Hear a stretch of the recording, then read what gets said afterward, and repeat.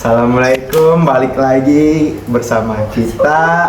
Nah, ini kita di sini mau melakukan podcast untuk membicarakan tentang bedah buku.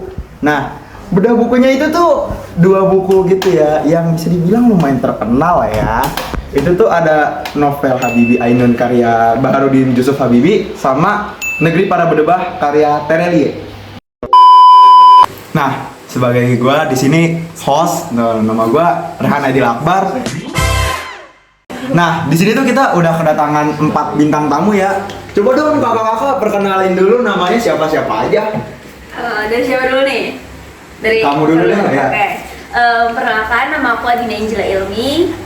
Di sini aku sebagai narasumber untuk membicarain novel dari B.J. Habibie dan Ainun. Halo, aku namanya Taufania Andara Putri Hawari. Di sini aku sebagai narasumber. Di sini aku juga bakal ngebahas novel B.J. Habibie dan Ainun. Oke, halo, perkenalkan nama aku juga Zaufarisa Haya Salsabila. Di sini aku sebagai narasumber untuk membahas buku Negeri Para Berdebah. Oke, hai guys, di sini aku namanya Ratna Putri Soekardi. Dari sini aku sebagai narasumber untuk membicarakan sebuah novel dari Negeri Para Berdebah. Nah, ini aku ada beberapa pertanyaan ya dari aku seputar novel Habibie Ainun ini. Ini kakak-kakak udah siap jawab belum nih ya? Udah dong. Udah, jadi kita lanjut aja ke pertanyaannya, oke?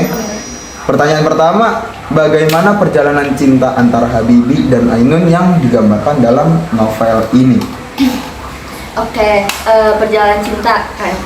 Perjalanan cintanya tuh benar-benar keren sih ya menurut aku. Buat di zaman sekarang ya. Ya benar. Di situ tuh digambarin antara Habibie dan Ainun tuh mereka benar-benar sama-sama cinta, setia, terus saling berkorban dua-duanya. Padahal awal mula mereka ketemu aja kan saling ejek kan, nggak Terus masa sekolah ya? nggak cinta itu. Iya, Oh, cinta yang gitu. orang tahu gitu. Iya. Oh, Keren juga Tuh. sih. Terus gimana? Setelah masuk kayak perguruan tinggi atau apa ya di novel tuh yang ketemu Habibie tuh ngeliat Ainun tuh udah cantik banget. Jadi kayak cinta pada pandangan pertama lah kalau zaman sekarang bahasanya. Susah itu mah kalau Iya. dari dia. Nah dari situ mungkin saling kenal satu sama lain, makin saling jatuh Tumbuh cinta rasa gitu. bener Wah. satu sama lain Gitu, sampai guys. akhirnya kita bisa melihat sosok Habibie dan Ainun, gimana kisah cinta mereka sampai akhirnya ya keduanya. Oke. Pertanyaan yang sangat bagus dari saya sendiri ya kak.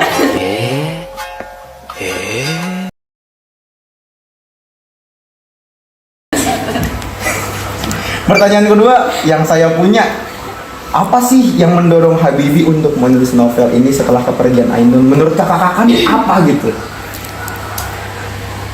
Dulu ya udah boleh. Nah, Habibie tuh nulis novel ini sebenarnya sebagai bentuk penghormatan ya buat mendiang istrinya. Tapi tuh sebelum kepergian,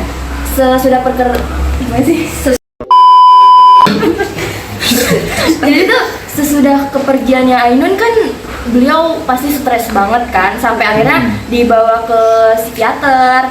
Di sana tuh dia kayak disaranin untuk menulis aja gitu, mungkin menulis perjalanan cinta mereka Untuk menyalurkan gitu ya, buat nyalurin emosi dia, dan akhirnya ya jadilah dia menulis novel ini.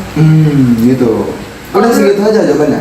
Kalau Apa? menurut aku ya, Oh, ya? sedikit nambahin, itu juga salah satu bentuk rasa cinta Habibie terhadap istrinya. Oh, jadi dia itu love language-nya Bucin banget bucin kayaknya, banget iya. gitu ya. Bucin banget sih. Ingat guys, zaman sekarang sukanya yang bucin-bucin guys. Pertanyaan ketiga, bagaimana nih pandangan kakak-kakak terhadap perjuangan dan kesetiaan Ainun dalam perjalanan hidup mereka nih, kayak gimana gitu? Kesetiaan dua-duanya ya, Ya, gimana ya, susah banget sih buat nemuin pasangan yang sama-sama mau komitmen dan setia di zaman sekarang ya. Jadi menurut aku luar biasa kenapa cerita kisah percintaan mereka berdua itu diminatin banyak orang karena ya di zaman sekarang tuh jarang yang kayak gitu. Oh jarang gitu ya kak? Jarang banget. Wah. Apalagi waktu itu di zaman itu masih susah-susahnya dimana Ainun bisa setia ngedampingin Habibie buat apa ya, buat karirnya Habibie Oh. sampai bisa dia jadi orang pertama di Indonesia, maksudnya presiden, sempat jadi presiden di Indonesia. Itu luar biasa sih menurut aku. Bagaimana Ainun digambarkan sebagai sosok perempuan dalam novel ini? Menurut kakak Tawa Fani deh, gimana tuh? Menurut saya Ainun tuh di sini digambarin sebagai sosok perempuan yang sangat cantik sih, cantik hatinya, cantik sikapnya, Fisiknya enggak gitu kak? dia cantik banget, Wow. otaknya cantik banget. Terus dia itu sosok yang sangat setia sama Eyang Habibie, bener-bener setia banget. Terus dia juga pinter, dia pinter banget dan sosok yang kuat sih. Dia tinggal sama suaminya. LDR gitu ya, Kak, ya? Hamil gitu. Iya benar, LDR. Susah sih itu LDR. Ya, tapi keren gak sih? Iya. Bisa setia padahal LDR gitu. Iya, LDR zaman sekarang. dulu lagi ya. Iya, zaman dulu. Apaan? Harus surat-suratan gak sih?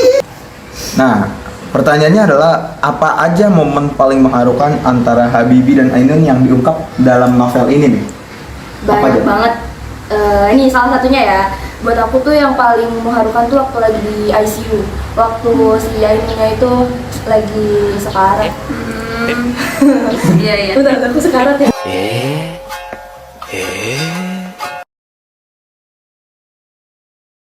Lagi sakit parah di ICU. Waktu itu lagi ulang tahun pernikahan mereka yang ke-48 kayaknya deh, atau 47 gitu. Dia tuh ngomong, Habibie tuh ngomong ke Ainun, bener gue lupa. A few moments later. Habibie tuh bilang, saya selalu akan mendampingimu dimanapun kamu berada. Jiwa, roh, dan batin kita sudah menyatu dan menunggal sepanjang masa. Itu buat aku tuh momen yang paling mengharukan sih di situ. Mereka lagi ulang tahun pernikahan, terus Ainunnya di situ kondisinya lagi sakit parah. Dari situ sedih banget. Kayak romantis banget Kalau gak sih banget. ungkapan gitu tuh? Romantis banget, terus Romantis sedih banget. gak sih? Ih, aku aja nangis loh baca, sumpah. Gitu. Kalau kamu? Oke, Oh, udah. udah ya. Oh. Udah nih. Udah cukup sih kayaknya sama. Segini. Kurang lebih. Oke, kita lanjut ke novel Negeri Para Berdebah. Ya. Kita geser. Kita lanjut ke bedah buku novel Para Berdebah karya Tere. Bersama kakak-kakak ini loh tentunya. Ya. Jadi aku nih ada beberapa pertanyaan gitu kak seputar novel Negeri Para Berdebah ya. Nah, pertanyaan pertama tuh gimana sih latar belakang cerita dalam novelnya tuh? Oke. Siapa yang mau jawab? Boleh? Oke. Kalau buat dari aku ya, terus buat anak belakangnya ini, yaitu yang dari seorang anak kecil yang tadinya masa lalu itu punya sebuah tragedi yang kelam banget, terus anak kecil itu besarnya menjadi seorang konsultan keuangan yang bahkan itu bisa konsultan keuangan yang sangat berpengaruh gitu di Indonesia, dan bahkan nih orang itu lulusan dari universitas terkenal di dunia seperti itu. Dan kemudian ada satu konflik yang dimana ini alurnya maju mundur, tapi untuk jangka waktunya itu 4 hari gitu. Dari kakak. Ya sama sih ya, kurang lebih kayak gitu. Jadi kayak sebuah maksudnya seseorang yang emang dia itu dari kecil udah ada tekanan dari tragedi dia itu Punya trauma gak sih? betul. Terus habis itu sampai dia besar tuh malah nunjukin emang dia bisa Iya. untuk bangkit segala macam seperti itu sih. Oke. Pertanyaan kedua, Oke. siapa sih tokoh utama dalam cerita itu dan bagaimana peran serta perjalanan karakter tersebut kayak kisahnya itu gimana tokoh utamanya? Mungkin lebih dilengkapin ya Iya. sekarang ya. Kak, Kalau Kakak Jahro mungkin? tokoh utamanya sendiri itu adalah Thomas yang dulu dia suka dipanggil Tommy ya. Tommy. Tuh, nih, jadi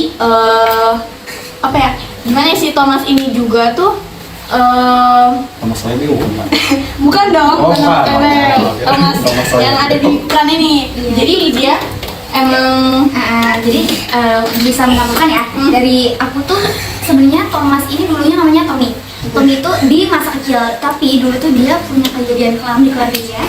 Kedua orang tua dia mengalami tragedi ini di mana apa ya, rumahnya itu terbakar dan menyebabkan kedua orang tuanya itu harus meninggal dunia dan harus hangus di dalam rumah. Sedangkan yang selamat tuh opa sama omnya gitu. Dan terus setelah kejadian itu si Tommy ini pindah ke asrama dan namanya diganti sebagai Thomas.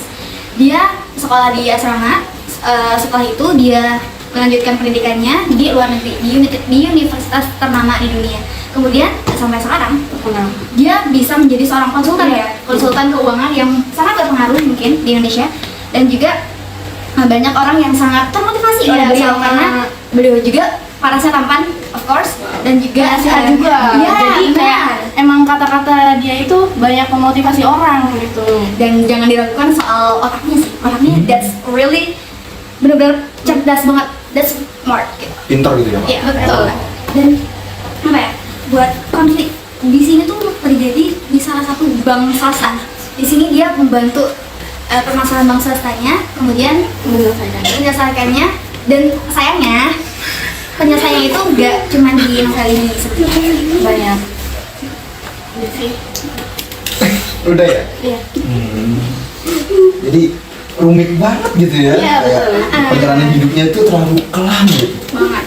Jadi gua nggak tahu sih bakalan bisa bertahan kayak gitu apa enggak ya? Iya benar. Kita lanjut ke pertanyaan nomor 3. Boleh. Apa sih pesan moral atau tema utama yang diusung dalam novel ini menurut kakak? Boleh Kak? Siapa yuk? Oke, buat dari aku ya, dari aku yang setelah baca novelnya, di situ terdapat pesan moral yang dimana yang namanya suatu negara atau suatu kehidupan ya, itu yang namanya persaingan perekonomian atau orang yang punya niat buruk itu banyak. Jadi di sini tuh mengajarkan kita buat kita terus berjuang nih di masa sekarang, masa kapanpun itu, masa kedepannya, terus coba olah kemampuan kita. Terus dalam perekonomian itu coba lebih cerdik lagi.